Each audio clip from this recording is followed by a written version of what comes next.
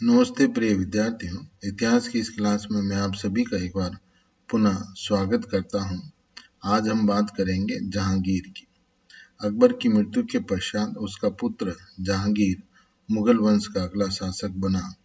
जहांगीर का जन्म 30 अगस्त 1569 में हुआ और उसके बचपन का नाम सलीम था।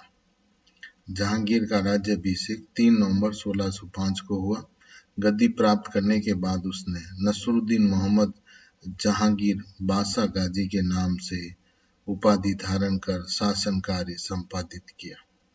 उसकी 3 पत्नियां प्रमुख थीं, जिसमें पहली पत्नी का नाम मानबाई था, जो एक राजपूत महिला थी। मानबाई से जहांगीर को एक पुत्र प्राप्त हुआ जिसका नाम खुसरो था। ऐसा कहा जाता है कि मानवी जहांगीर की शराब पीने की लत से परेशान थी और इस कारण उसने आत्महत्या कर ली।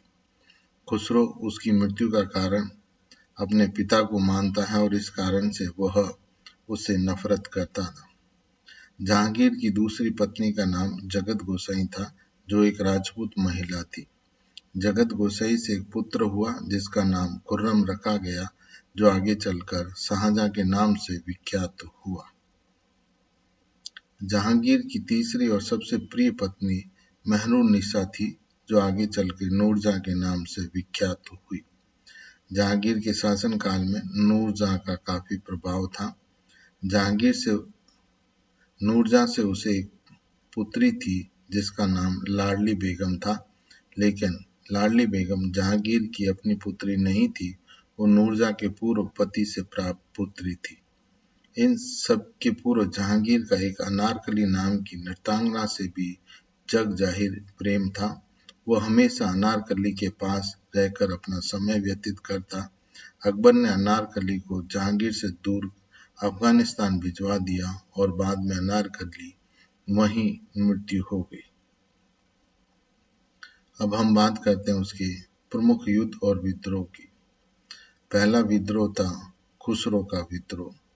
जहांगीर के शासक बनते ही केवल एक ही वर्ष पश्चात उसके पुत्र खुसरो द्वारा विद्रोह किया गया। खुसरो स्वयं शासक बनना चाहता था। परिणाम स्वरूप जहांगीर ने उसे कैद करवा दिया, लेकिन अवसर पाते ही खुसरो कैद खाने से भाग निकला।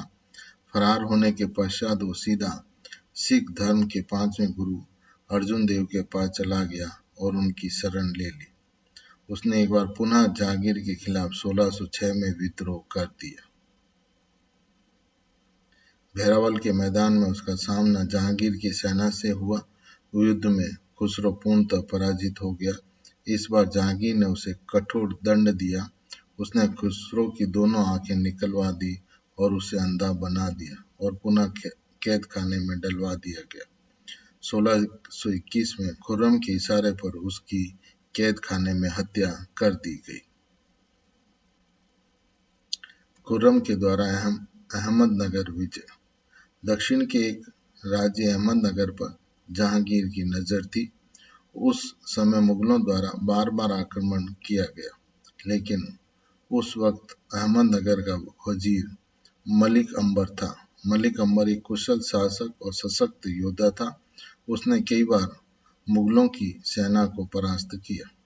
अजीज आकर जहांगीर ने खुर्रम के नेतृत्व में एक विशाल सेना भेजी और इस युद्ध में मलिक अंबर परास्त हुआ और अहमदनगर पर मुगलों का अधिकार स्थापित हो गया।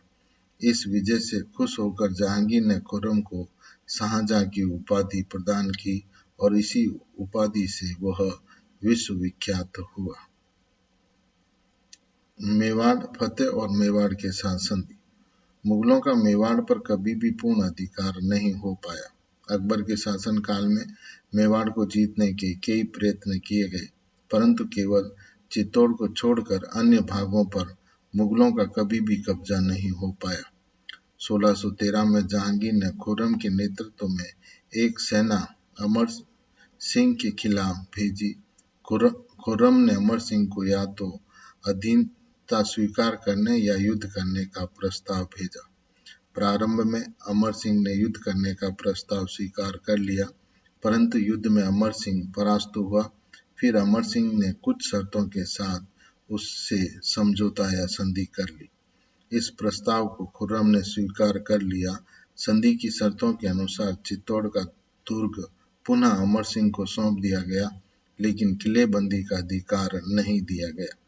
बदले में अमर सिंह ने मुगलों की अधीनता स्वीकार कर ली और अपने पुत्र करण सिंह को मुगल दरबार में भेज दिया। नूरजहां का प्रभाव।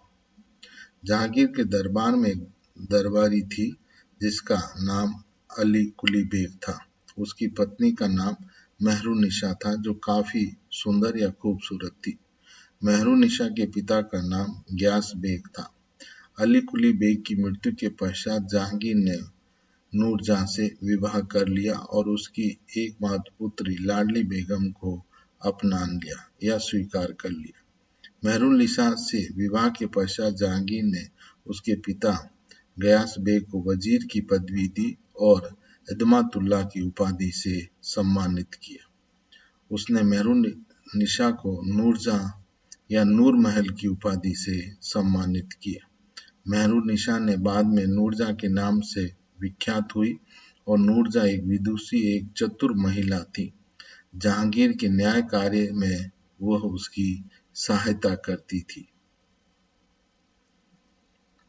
प्रमुख कार्य और विदेशी। जहांगीर ने न्याय व्यवस्था को सुधारने के लिए आगरे के किले में सोने की जंजीर लगवाई, जिससे घंटियां बंधी हुई थी। जब कभी भी कोई फरियादी न्याय प्राप्ति की आशा से उन घंटियों को बजाता, बादशाह स्वयं न्याय के लिए उपस्थित होता। उसके शासनकाल में ब्रिटेन के राजा जेम्स प्रथम का राजदूत हॉकिंस जहांगीर के दरबार में आया। जहांगीर हॉकिंस से काफी प्रभावित हुआ और उसने हॉकिंस को मनसबदार का पद भी दिया।